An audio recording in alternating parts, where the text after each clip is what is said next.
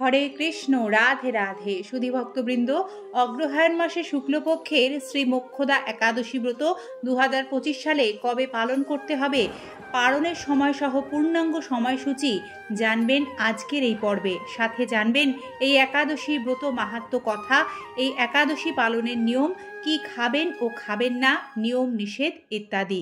মোক্ষদা একাদশী ব্রত অগ্রহায়ণ মাসের শুক্লপক্ষের একাদশী। এই একাদশী ব্রত 2025 সালে পালন করতে হবে ইংরাজির 1 ডিসেম্বর, অর্থাৎ ডিসেম্বরের 1 তারিখে। বাংলায় এটি পড়েছে 14ই অগ্রহায়ণ 1432 বঙ্গাব্দ, সোমবার। এই একাদশী মহামহিমান্বিত একাদশী, কারণ শ্রী শ্রী মোক্ষদা একাদশীর পুণ্যতিথিতেই পরমেশ্বর ভগবান শ্রীকৃষ্ণ অর্জুনকে শ্রীমদ্ ভগবদ্ গীতার পরম উপদেশ তথা জ্ঞান প্রদান করেছিলেন। তাই এটি শ্রীমদ্ ভগবদ্ গীতার আবির্ভাব জয়ন্তী। মোক্ষদা একাদশীর দিন গীতা জয়ন্তী পালন করা হয়। এই একাদশী ব্রত কথা শ্রবণ করুন। ওম নমো ভগবতে বাসুদেবায়। যুধিষ্ঠির মহারাজ বললেন, হে বিষ্ণু, আপনাকে আমি বন্দনা করি। আপনি ত্রিলোকের সুখদায়ক, বিশ্বেশ্বর, বিশ্বপালক ও পুরুষোত্তম। আমার একটি সংশয় আছে। অগ্রহায়ণ মাসে শুক্লপক্ষের যে একাদশী, তার নাম কি, বিধি বা কি, এবং কোন দেবতা এই একাদশীতে পূজিত হন তা আমায় বলুন। শ্রীকৃষ্ণ বললেন, হে মহারাজ, আপনি উত্তম প্রশ্ন জিজ্ঞাসা করেছেন, যার মাধ্যমে আপনার যশ চতুর্দিকে বিস্তৃত হবে। এখন এই একাদশীর কথা আমি বর্ণনা করছি, যা শোনা মাত্রই বাজপেয় যজ্ঞের ফল লাভ হয়। অগ্রহায়ণ মাসে শুক্লপক্ষের এই একাদশী মোক্ষদা নামে পরিচিত। সর্বপাপ নাশিনী ও ব্রত সর্বশ্রেষ্ঠা এই একাদশীর দেবতা শ্রী দামোদর। তুলসী মঞ্জুরি, ধূপ, দীপ ইত্যাদি উপাচারে শাস্ত্রবিধি অনুসারে শ্রী দামোদরের পূজা করতে হবে। পূর্ববর্ণিত বিধি অনুসারে দশমী ও একাদশী পালন করতে হবে। এই উপবাস দিনে স্তব, স্তুতি, নৃত্য, গীত আদি সহ রাত্রি জাগরণ করা কর্তব্য। হে মহারাজ, প্রসঙ্গক্রমে একটি অলৌকিক কাহিনী আমি বলছি। মনোযোগ দিয়ে এই ইতিহাস শ্রবণ মাত্রই সর্বপাপ ক্ষয় হয়। যে পিতৃপুরুষেরা নিজ নিজ পাপে অধোজনি প্রাপ্ত হয়েছে, এই ব্রত পালনের পুণ্যফল বিন্দুমাত্র তাদেরকে দান করলে তারাও মুক্তি লাভের যোগ্য হন। কোনো এক সময় মনোরম চম্পকনগরে বৈখানস নামে এক রাজা ছিলেন। তিনি ছিলেন সমস্ত বৈষ্ণব সদ্গুণে বিভূষিত।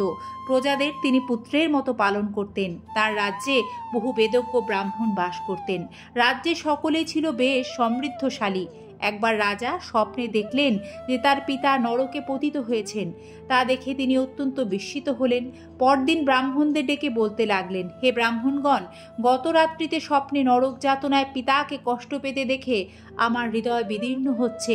তিনি আমাকে লক্ষ্য করে বলতে লাগলেন, হে পুত্র, তুমি আমাকে নরক সমুদ্র থেকে উদ্ধার করো। তার সেই অবস্থা দেখে আমার অন্তরে সুখ নেই। আমার এই বিশাল রাজ্য, স্ত্রী, পুত্র, কিছুতেই আমি শান্তি পাচ্ছি না। কি করি, কোথায় যাই, কিছুই বুঝে উঠতে পারছি না। আমার পূর্বপুরুষেরা মুক্তি লাভ করতে পারেন এমন কোনো পুণ্যব্রত, তপস্যা ও যোগের কথা আমাকে উপদেশ করুন। আমি তা অনুষ্ঠান করব। আমার মতো পুত্র বর্তমান থাকা সত্ত্বেও যদি পিতা মাতা পূর্বপুরুষেরা নরক যন্ত্রণা ভোগ করতে থাকেন, তবে সে পুত্রের কি প্রয়োজন? ব্রাহ্মণগণ বললেন, হে মহারাজ, আপনার রাজ্যের কাছেই মহর্ষি পর্বতমুনির আশ্রম রয়েছে। তিনি ত্রিকালজ্ঞ।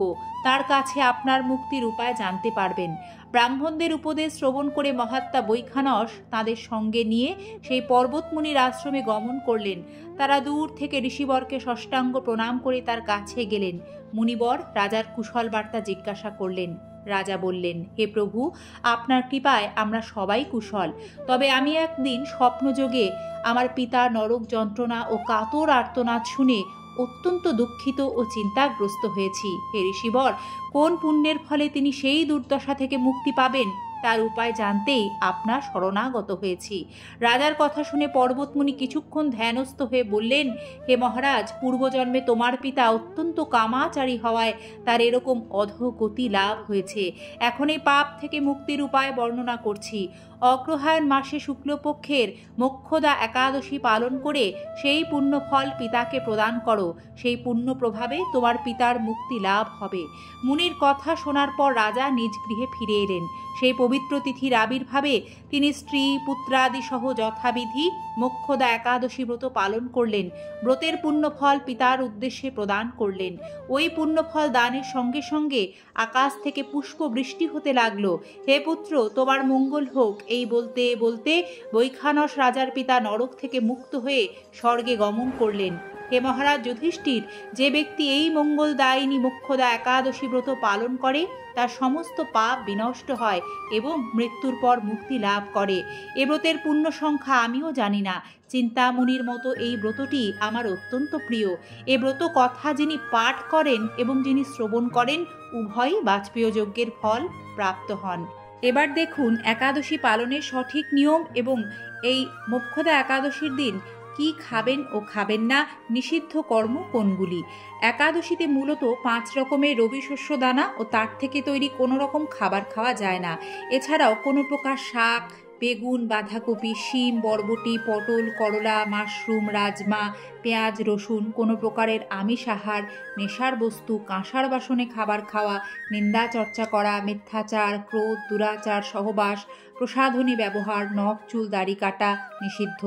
একাদশী দিনে শাস্ত্রমতে যেহেতু রক্তপাত বর্জনীয়, তাই একটু সতর্কতার সাথে একাদশীতে সবজি কাটার সময় সে কাজ করবেন।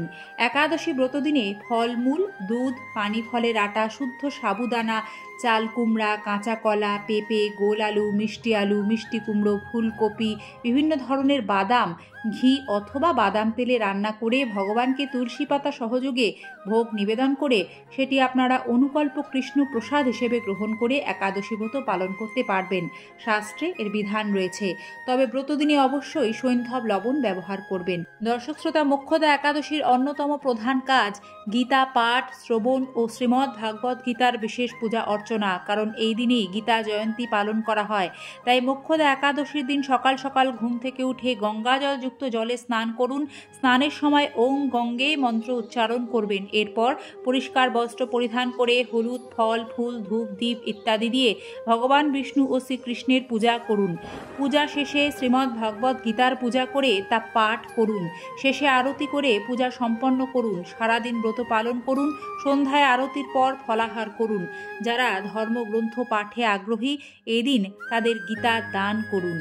পারণ ছাড়া একাদশী ব্রত অসম্পূর্ণ। তাই একাদশীর পরের দিন পারণের নির্দিষ্ট সময়ের মধ্যে ভগবানকে পঞ্চরবিশস্য ভোগ নিবেদন করে একাদশীর ফল ভগবানের সম্মুখে অর্পণ করতে হয়। একাদশীর পারণ মন্ত্র সেই সময় 3 বার উচ্চারণ করবেন, যা হলো ওং অজ্ঞানতিমিরান্ধস্য ব্রতে নানেন কেশব প্রসীদ সুমুখ নাথ জ্ঞান দৃষ্টি প্রদৌ ভব। এইভাবে পূজার শেষে সেই ভোগ কৃষ্ণ প্রসাদ হিসেবে গ্রহণ করে একাদশী ব্রত পূর্ণরূপে সমাপন করা শাস্ত্রের বিধান। একাদশীর মাহাত্ম্য, একাদশীর দিনে অবশ্যই ভগবত ভক্তের শ্রীমুখ হতে শ্রবণ করা একান্ত কর্তব্য। শ্রী শ্রী মোক্ষদা একাদশীর পারণ সম্পন্ন করতে হবে ইংরাজি 2 ডিসেম্বর 2025 সাল মঙ্গলবার সকাল 6টা থেকে সকাল 10টার মধ্যে। জয় শ্রী শ্রী মোক্ষদা একাদশী কি জয়। জয় শ্রীকৃষ্ণ রাধে রাধে। শ্রীকৃষ্ণ কৃপায় সকলের মঙ্গল হোক। একাদশী ব্রত নিজেও পালন করুন, অপরকেও উৎসাহ প্রদান করুন। আজকের পর্বটি এখানেই শেষ করছি। ভক্তি ও শ্রদ্ধার সাথে সম্পূর্ণ পর্বটি দেখার জন্য সকলকে জানাই আন্তরিক ধন্যবাদ, বিনম্র শ্রদ্ধা। ধন্যবাদ, নমস্কার।